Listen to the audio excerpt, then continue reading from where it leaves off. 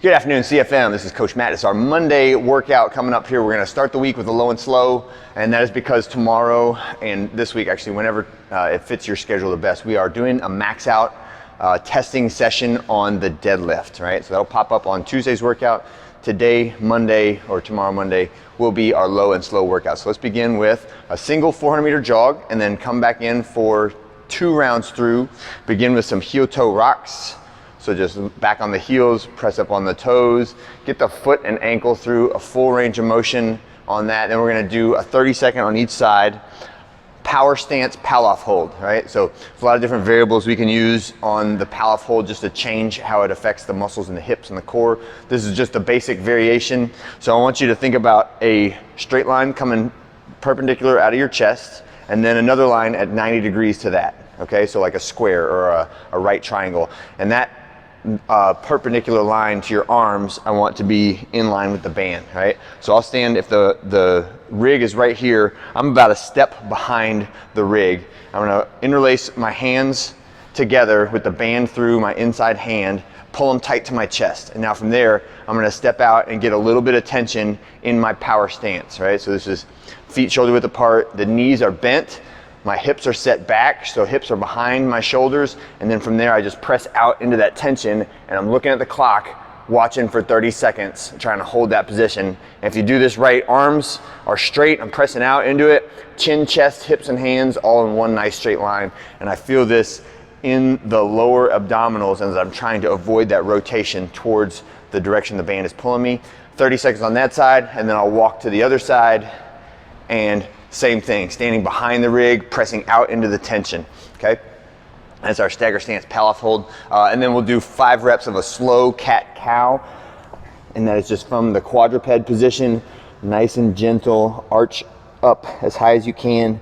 Approach that cautiously, like I can't bomb into that position just because it still bothers my back. I know you guys have heard my story of doing a lot of gymnastic stuff when I was in my early teens, and that was how I originally hurt my back. So a lot of these positions, it takes me some time to get into them, right? When it comes to the hip or spine flexion, spine extension. And the instructive part of that is that sometimes it's something that starts off painful, I can gently move my way through it and warm the tissue up, warm the joints up, and then I have restored that range of motion for the workout and for the day, and it takes me out of pain for the day, right? And so these are some tactics you can use in the mornings or in the evenings before bed to help improve your pain levels throughout the day or help you sleep better at night, okay? All right, so we're starting with low and slow today. We will be counting down, starting at 6, going down to 2. If you get down to the end of it, just start back at the beginning. And we're just gonna put a time cap on this one of 10 till the end of the hour so everybody can have a nice chance to cool down. So it doesn't really matter how far you get on this one. What matters is that from the start to the finish, that we're trying to maintain that low intensity cardiovascular set point of our heart rate, somewhere between 120 and 140, a conversational pace, but a not stopping pace. So for instance, like on an 18-minute AMRAP like we did last week, you see by the end of the workout, people running out the door on the 200 meters, and then they have to stop and rest by the time they get to halfway through the 200 meters.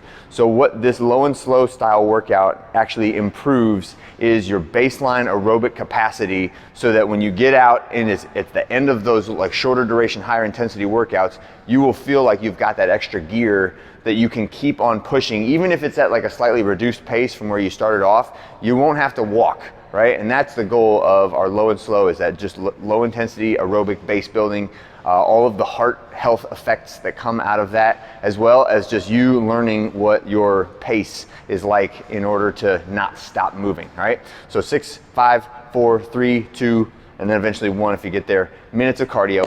When you come back, we're doing 10 reps of the slam ball. This is the basic movement of the slam ball, nothing fancy here. Pick up that ball all the way overhead, slam and catch in one motion. The tempo on this will not be super fast, right? We're not trying to rip off 10 reps in 10 seconds. Just try to move through the full range of motion, right? Next one is Russian twists. So I would do this unloaded and just work on the balance. So like balancing up on my butt, heels are off the ground, arms out straight, and I'm reaching all the way to the side not rushing through it, just feeling a really good squeeze in the obliques as I do this.